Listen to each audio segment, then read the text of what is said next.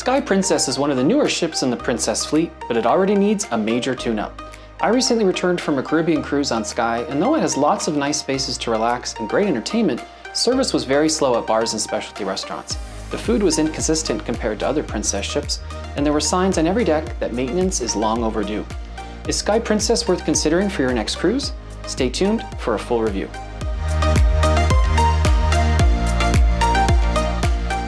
Hey cruisers, Andrew from Ottawa, Canada here. Welcome to the Chill Cruiser, where I review cruise ships from a chill perspective, sharing tips on how to save time, money, and grief on your cruise vacations. Today I'm going to review my recent Caribbean cruise on Sky Princess. I was able to sail yet again with my friend thanks to a casino comp. This was the Sky's first Caribbean sailing after repositioning from Europe, and you could tell the crew was struggling to make the transition. I've been very fortunate to sail in 4 different Princess ships over the past year, 3 in the newer Royal class and 1 in the Grand class. What struck me this cruise was how inconsistent my experiences have been. On Sky Princess, it was hard to believe I was sailing the same cruise line after an amazing experience on the older Caribbean Princess only a month ago. On that cruise, you could walk up to any bar and order a drink in seconds, whereas on the Sky, there were long lineups at most bars. The menus were mostly the same, but when I ordered dishes that I really enjoyed on Caribbean, they looked and tasted very different on the Sky. I'll go into more detail on what to expect in a moment, but first let's look at the Sky Princess at a glance. It's 4 years old, but has only been in service for half of that time because of the pandemic. It has 19 decks and a capacity of 3,600 people at double capacity. On my cruise, the ship was sailing close to capacity with 3,500 guests. Sky is the 4th ship in the Royal class, and although it looks and feels very familiar to its sister ships, it did introduce some major design changes compared to its predecessors, Royal, Regal, and Majestic. That will feel familiar if you've cruised on newer ships, Discovery and Enchanted. A seafood restaurant was put in the place of the popular Crooner's Bar in the Piazza. The disco was replaced with a jazz bar. What was once the Sea Walk, a cantilevered walkway thrust 28 feet away from the ship, is now just a glass floor. While the aft pool is bigger with a beautiful view of the water, the adult pool is now surrounded by cabins.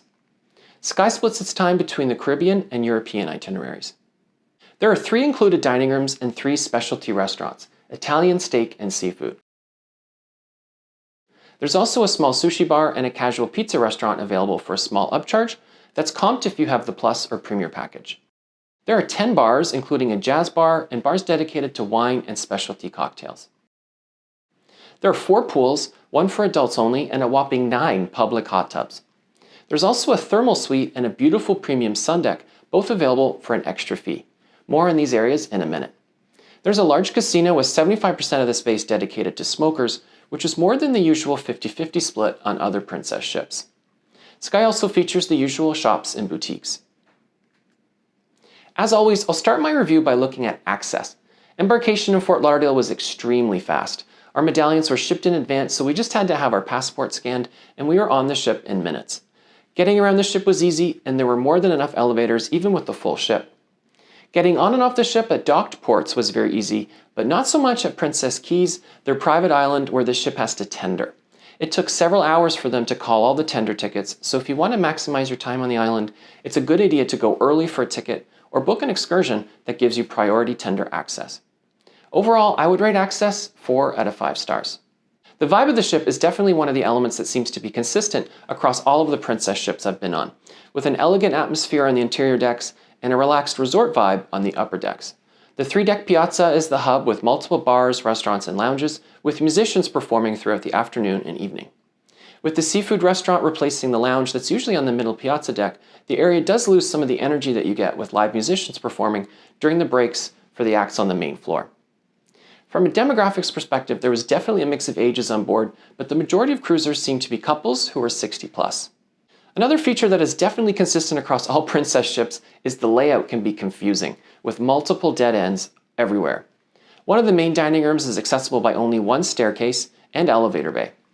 Moving to the upper decks, the aft, middle, and forward sections are mostly compartmentalized and not the easiest to go between.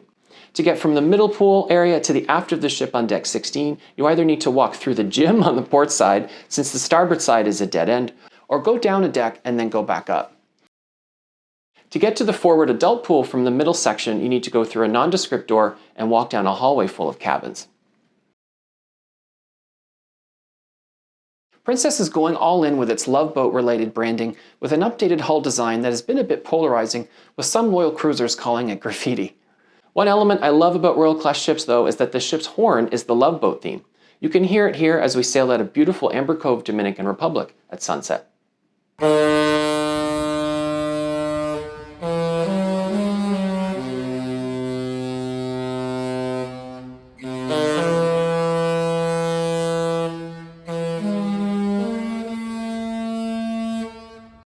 Overall, I would rate Vibe 4 out of 5 stars. We were fortunate to be in a mini suite cabin on this cruise, and it was very spacious and comfortable. It has a nice entry area with a mirror and small table, the standard princess walk-in closet, and a large sitting room with a second TV and a large couch that spins into a single bed. One nice touch is that there's a curtain that can separate the sleeping and living areas. If your traveling companion likes to sleep in, you can draw the curtain and keep the sleeping area dark while you enjoy Princess's great selection of on-demand programming on the other TV or sunbathe. The balcony is about the same size as regular balcony cabins, so it was on the smaller side, but large enough for 2 people to sit on an angle. The bathroom was a nice size with a large bathtub. I'm 6'4", and even I could relax comfortably.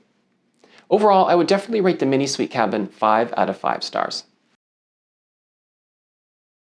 Moving on to food. Like other Princess ships, there's a nice selection of items that you can order to your room or anywhere on the ship. If you don't have the Princess Plus or Premier package, there's a $5 delivery fee per order and a one-time $15 activation fee if you use the app to have your order delivered outside of your room. I had a package, so I took full advantage of the perk, and almost every order was delivered within about 15 to 20 minutes, no matter where I was on the ship. On 2 occasions, we did run into an issue that I heard is becoming more common, where the order never comes while the app says it was delivered or never started. Both times this issue was resolved with a quick call to room service. For fast food, you have several options, including the International Cafe in the Piazza, which is open 24 hours and has a great selection of pastries and muffins in the morning, and sandwiches, savory tarts, and desserts the rest of the day. On the Lido deck, you can get tasty pizza by the slice, as well as burgers, hot dogs, and tacos. The buffet had a good selection of food available throughout the day and evening, including afternoon tea-style scones and sandwiches every afternoon. On embarkation day, they placed an insert listing the buffet dinner theme for every night of the cruise, which I thought was a nice touch. Food in the main dining room was good, but there was a noticeable reduction in the number of entree options on some nights. They did offer the beef tenderloin, which wasn't plated or prepared as nicely as my cruise on Caribbean Princess only a month ago. We tried 3 of the specialty restaurants, and we were mostly disappointed. The steak and Italian restaurants were noticeably understaffed, so the service was very impersonal and slow compared to the main dining rooms. One signature appetizer that I've ordered on several Princess ships over the past year, the goat cheese salad, was again prepared very differently on Sky. The worst part is that it wasn't even prepared with goat cheese. The texture and flavor was more consistent with blue cheese, which was a very unwelcome surprise. Fortunately, the seafood restaurant The Catch did offer a true specialty dining experience, and my friend and I really enjoyed both the food and the service. You can find menus from all of the restaurants on my blog. Overall, I would rate food 3.5 out of 5 stars. Moving on to drinks, which was another area that was disappointing. There were long waits at most bars for most of the cruise. Most bartenders seemed to be focused on filling orders from the app or nearby restaurants, so it felt like I was at a fast food restaurant where all the staff were focused on drive-thru. Most of the bartenders who were taking care of the people waiting in person seemed to be inexperienced, taking only one order at a time and trying to figure out how to input orders into their point-of-sale system. One exception was the Crown Grill bar on Deck 7, which had friendly and experienced bartenders who knew how to manage a busy bar. It was even worse in the casino, where they removed the bar and had only 2 servers taking care of the hundreds of people playing at any given time, so there were often long waits to order a drink there as well. This is where the app comes in handy. Once you enter your order, it automatically gets added to the service bar queue, and there's no fee as long as you have the Plus or Premier package. Take 5, their jazz bar beside the casino on Deck 7, had very limited hours, so it was closed every time I tried to visit. The wine selection is fairly limited compared to other lines, but the options they do have are good, including a great champagne available by the glass that's included in the Premier drink package. Every bar seemed well stocked from a beer and liquor perspective. You can find the wine list and bar menus on my blog. I'll rate drink selection 4 out of 5 stars, but drink service 2 out of 5 stars. Moving on to entertainment, which was one of the few standouts on this cruise. The Sky features 3 full-scale production shows that were either exclusive to Sky or only on newer Royal Class ships like Enchanted and Discovery. Most of the standard shows on Princess ships these days are fairly generic, low-budget productions like Bravo and Encore that are focused on performing pop and opera songs to a live orchestra. They've obviously upped the budget on Sky because the shows were on a completely different scale and level. Five Skies, the first show, was a bit cheesy, but the staging was spectacular with impressive projection effects and sets. I unfortunately missed the second show, Spotlight Bar, but it looked like it was worth checking out. The third show, Rock Opera, was one of the best and most moving shows I've seen at sea, with a strong cast of singers and dancers performing to hits from the movie The Greatest Showman, as well as a mix of other pop and some opera songs in English, Spanish, and even American Sign Language. The lead singer sounded like a real rock star and had the entire audience on their feet in the end, so it's definitely a must-see. I would rate entertainment 5 out of 5 stars.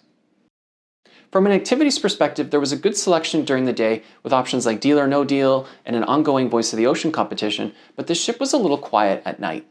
Almost every time I went to the piazza, there was a strings duo or a party band singing Beatles songs, which kept the evening vibe very sedate. They hosted an 80s night on the Lido deck, but it just felt awkward since the band was removed from the audience by performing on another level with no clear dance floor, and the activities team seemed more interested dancing among themselves than getting people involved. This was another contrast from my last Princess cruise, where the piazza was always full of energy, and the activities team were always working to get people involved and dancing with guests. You can find the daily program for every day of the cruise on my blog. I'll give activities 3 out of 5 stars. Moving on to amenities, which are great when they're working. Even though the ship was full, the main Lido deck chairs and pools never felt crowded. The aft pool was a great place to soak and watch the ship sail away.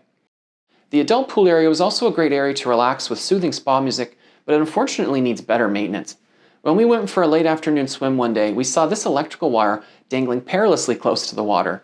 We alerted 2 different crew members and waited several minutes for someone to take a look, but no one ever did, which was a bit concerning. There's also a large sports court and mini golf area on the very top deck. I tried the sanctuary for the first time and became an instant fan. It's a large, mostly covered sun deck at the very front of the ship with a mix of comfortable loungers and cabanas. We tried a cabana, which is only $140 for half a day, and we loved it. You get a spacious private cabana with TV, headphones, and couch, as well as 2 really comfortable loungers with either a minibar setup or a bottle of wine. The quiet, relaxing atmosphere is a welcome break from all the activities on the ship, so it forces you to relax. There are several crew members dedicated to the sanctuary coming around regularly to spoil you with food, drinks, and towels. We reserved our cabana for the afternoon, so we were served a tasty lunch as well as afternoon tea. The service was outstanding and we felt very spoiled. When we went to the hot tub, an attendant brought over towels for us. When we got out of the hot tub, he then brought cold towels to help us cool off. When the area closed at 6 p.m., we didn't want to leave. If you just want to reserve a lounger, the cost is only $15 for a half a day, which includes drink service and afternoon tea. This is as chill-friendly as it gets, so it's definitely a must-try. Another chill-friendly amenity that's usually a must-try on Royal Class Princess ships is their thermal suite called the Enclave that's located on Deck 5 and is available for $50 per day or $150 for the week. The Enclave on Sky is exactly the same as other Royal Class ships, but unfortunately on Sky it was half broken. One of the thermal pool's massage showers was out of commission, as was one of the main rain showers. The heated loungers also didn't seem to be working very well either. The sauna and steam rooms were working, but you could hear dance music playing over the speakers, which ruined the relaxing spa vibe. I joined several people in mentioning these issues to spa staff early on during the cruise, but nothing ever changed. On the lower decks, in addition to the main theater, is Princess Live, where a lot of the activities were held. There's also Vista Lounge, which hosted the more popular game shows and acted as the disco late at night. With its large, dark sitting area and seatless bar, the layout seemed to promote social distancing, which is the exact opposite of what you would expect at a nightclub. On paper, the ship's amenities deserve 5 out of 5 stars, but because a lot of them needed maintenance, I'll rate them 4 out of 5 stars. Moving on to the technology in the ship, which again is excellent when it's working, which for us was most of the time. The medallion concept makes so much of your cruising experience seamless, unlocking the door as you approach it, replacing the need to swipe a card at bars in the casino. The medallion app is still a bit clunky, but makes it easy to check menus and make dinner reservations. Internet speed on the ship was also consistently good, even for streaming movies. One unique aspect of Princess is that they only have one internet plan option instead of the basic and premium options you see on other lines that can limit what you can access and the speed. Overall, I would rate technology 4 out of 5 stars. Moving on to the casino, which was very unusual for a few reasons. First, a positive change was that I've never seen so many jackpots won in a single cruise. As soon as the casino opened on the first night, people were getting Handpays almost every half hour. I asked one of the slot technicians what was going on, and he said that the casino wasn't busy while it was in Europe for the summer, so the machines were just bursting by the time the ship crossed for its first Caribbean sailing when they get a lot more play. The bad news is that the casino is 75% smoking, so most of the slot machines are in the smoking section, which is more than the usual 50-50 split in other Princess casinos. The other negative was that they removed the bar to install more slot machines, and there were only 2 bar servers for the entire casino, so sometimes you had to wait for 40 minutes or more to get served. Smoking aside, the casino had a good selection of modern favorites including Buffalo, Firelink, and Dragonlink machines. Just like the rest of the ship, several of the machines had broken parts like speakers, so they had no sound. Overall, I would rate the casino 3 out of 5 stars. Last but definitely not least is service, which for the first time I'm not going to rate a perfect 5 out of 5. From the constant lineups at bars and the slow impersonal service in the specialty restaurants, this was a disappointing cruise from a service perspective. A lot of venues were understaffed and a lot of the crew seemed undertrained, which doesn't reflect well in the leadership on board or shoreside. I would rate service 3 out of 5 stars. Overall, my friend and I enjoyed our cruise, but there were several times we both needed to pause and take a breath out of frustration. And that's saying something for my friend who is one of the most easygoing people I know. There's no doubt that Sky Princess needs a major shakedown from a service, activities, and facilities perspective. If you're just looking to escape and have a lot of patience when it comes to getting drinks or meals, then you'll be fine. But if you're looking for a consistently good experience throughout the cruise, I would recommend looking at other Princess ships like Caribbean Princess or other cruise lines. Ironically, I sailed on Caribbean Princess about a month ago, which is a 20-year-old ship, and my experience was the complete opposite. Although the decor was dated in some places, the food and service was outstanding. Nothing was broken, and there was a fun energy in the piazza every night. You can check out my review of Caribbean Princess here. Thank you for watching, and happy cruising.